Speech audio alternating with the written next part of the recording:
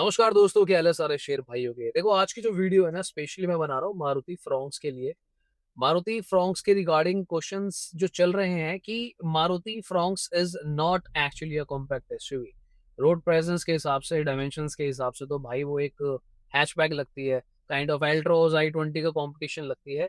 पर फिर भी how this car is able to generate more sales than Brezza and Nexon. मेरे कहने का मतलब ये है कि अगर आपने रिसेंट मारुति फ्रॉन्क्स की सेल देखी हो लास्ट मंथ की, तो मारुति फ्रॉन्क्स ने ब्रेजा को तो बीट करा ही करा, टाटा नेक्सॉन को भी बीट कर दिया।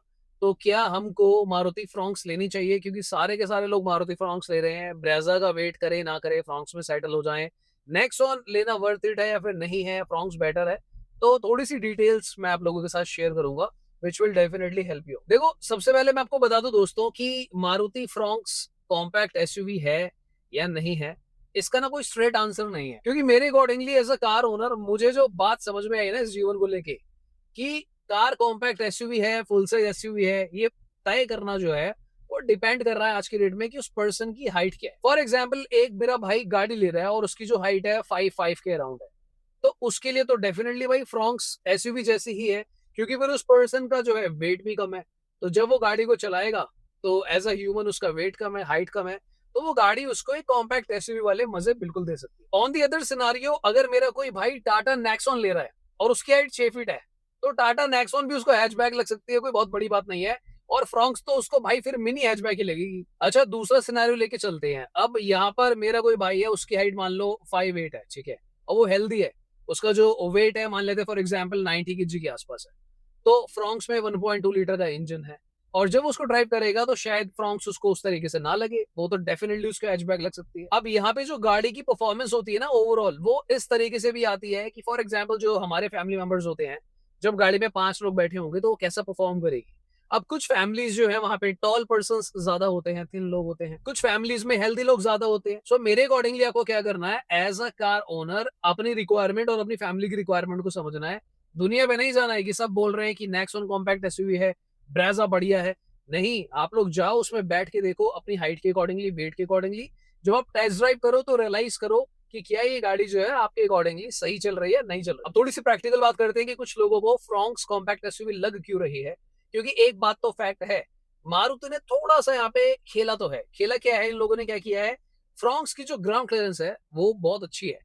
और अगर आप गाड़ी का फ्रंट देखते हो या फिर रोड प्रेजेंस देखते हो, तो वो ब्रेजा से बड़ी नहीं लगेगी, लगेगी छोटी ही। इंजन भी हालांकि उसका छोटा ही है, पर मतलब ऐसा लगेगा कि यहाँ थोड़ी सी वो ऊपर को है एज कम्पेयर टू आप एल्ट्रोस देख लो या फिर i20 देख लो। तो कहीं ना कहीं थोड़ी सी कलाकारी मारुति ने करी है, जिस वजह से वो गाड़ी लगती है कि हाँ भाई इसमें थोड़ा सा कुछ स्टैंड है। ऑन दी अदर एंड जो मेरे भाई ये समझते हैं कि यार 1200 सीसी की कार ना कभी भी एसयूवी नहीं बन सकती। मैंने अपनी प्रीवियस वीडियोस में भी बोला है कि Hyundai वेन्यू हो गई, सोनेट हो गई, इनमें 1200 सीसी का जो इंजन आता है ना, उसको चलाकर तो आप बोल ही नहीं सकते हो कि यार कॉम्पैक्ट एसयूवी है। पर मारुति के केस में क्या है, इसका हल्का सा जो है डायनामिक जो है अलग रखा है, गाड़ी का वेट भी थोड़ा सा अलग है।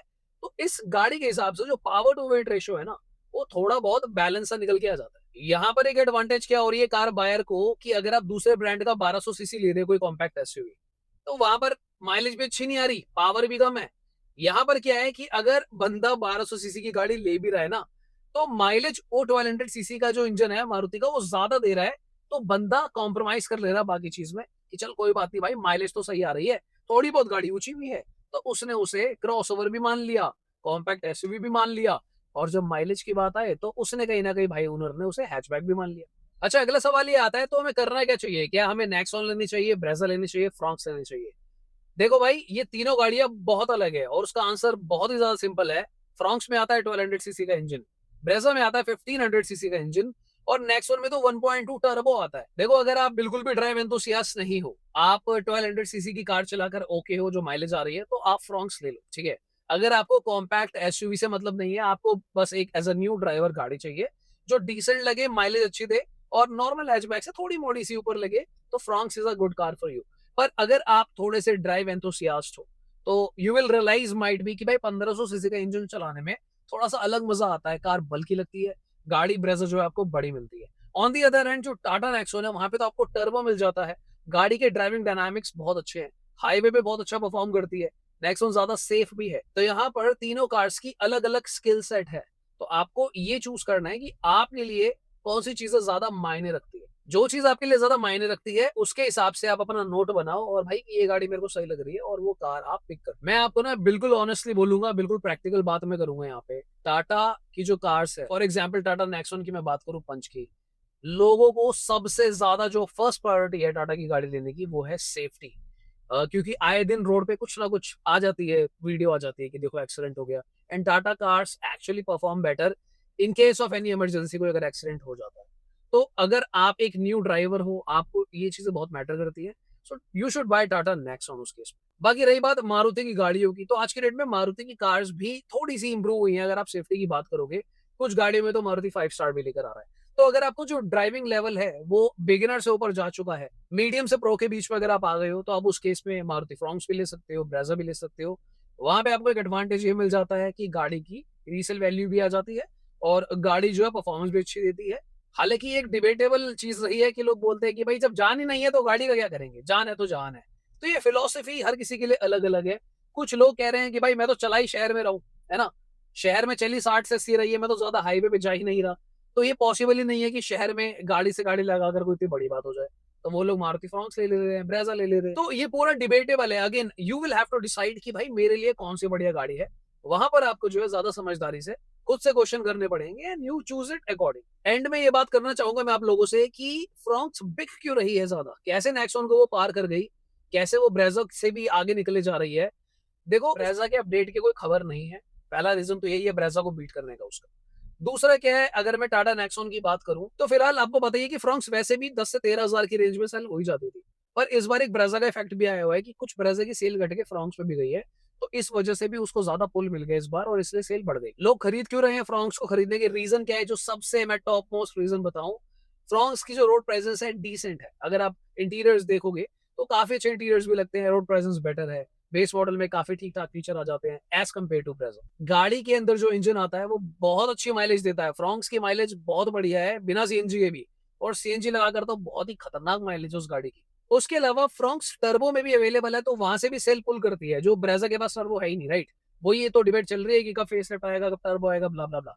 तो फ्रॉन्क्स जो है अपने टर्बो की सेल भी ला रही है, ब्रेजा की भी खा रही है, और साथ ही में खुद की भी कर रही है, माइलेज ज्यादा है, सीएनजी में भी अवेलेबल है। So there are a lot of factors जो लोग अट्रैक्ट हो जाते हैं। और सबसे बड़ा फैक्टर मुझे क्या लगता है फ्रॉन्क्स का, जहां पर जो मारुति ने खेला खेला था, मारुति ने जानबूझ के एक ऐसी गाड़ी भी बनाई कि जो ना तो एक्चुअल में सिडैन जैसी रोड प्रेजेंस के मामले में हो और हैचबैक से भी थोड़ी सी उठी हुई हो, पर एक ना न्यू बायर के माइंड में वो रहता है थोड़ा सा डर सा कि यार अगर मैं कॉम्पैक्ट एसयूवी लूंगा, ब्रेजा टाइप या फिर सोनेट टाइप, थोड़ी ऊंची वेन्यू टाइप, तो कहीं ऐसा तो नहीं है कि मैं नहीं संभाल पाऊंगा, चला पाऊंगा। तो वो बंदा फ्रॉन्क्स को देखते पसंद कर लेता है कि यार ये सही लग रही है, ना बहुत छोटी है ना बहुत बड़ी है, तो स्वाद आ गया जीवन में। सो मुझे लगता है हमने आज जो बहुत सारी बातें करी है, आपके काफी सारे डाउट्स और क्वेश्चन जो है क्लियर हो गए होंगे। फ्रॉन्क्स क्यों बिक रही है, ब्रेजा नेक्सॉन का क्या सीन है, रुके ना रुके। तो ये वीडियो इस बारे में बिल्कुल भी नहीं थी कि फ्रॉन्क्स अच्छी है, ब्रेजा अच्छी है, नेक्सॉन अच्छी है। तीनों गाड़ियां इक्वली बहुत अच्छी है। All three cars are best selling cars in India. तो आपके नीड्स के अकॉर्डिंगली आपको इसे पिक कर। ऑलराइट गाइस, तो फिर आज की वीडियो के लिए इतना ही। Thank you so much for watching. मिलते हैं दोबारा किसी और दिन। Bye bye, subscribe the channel and take care.